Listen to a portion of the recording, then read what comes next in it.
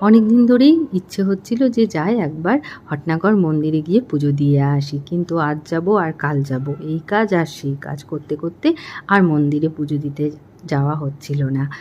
আর কি করব, ঠিক করেছিলাম এই বছর শিবরাত্রির দিন একেবারে মন্দিরে গিয়ে পুজো দিয়ে আসব। তো তার আগেই কর্তামশাই ট্রান্সফারে ঘণ্টার ধ্বনি বেজে উঠল। ব্যাস, এবার তো এখান থেকে চলে যেতেই হবে। ঠিক করলাম তার আগে এই মন্দিরে পুজো দিয়ে আসব। আর দিনটাও বেশ ভালো ছিল, ফেব্রুয়ারি মাসের মাঘী পূর্ণিমার দিন। এর আগেও আমি এই মন্দিরে পুজো দিয়েছি। বিয়ের পর প্রথম শিবরাত্রি পুজো এখানেই করেছিলাম। আর একবার মা বাবার সাথে মন্দিরে এসেছিলাম, মা বাবা পুজো দিয়েছিল। যাই হোক, সকাল সকাল আমি আর কর্তামশাই চলে এসেছিলাম মন্দিরে পুজো দেওয়ার জন্য। বেশ ভালোভাবেই পুজো দেওয়া হলো, আর মনটাও বেশ শান্তি পেল। আর মেদিনীপুরে যে স্মৃতিগুলো আছে তার মধ্যেই হটনাগর মন্দিরের স্মৃতি আজীবন সারা জীবন মনে থেকে যাবে। Thank you for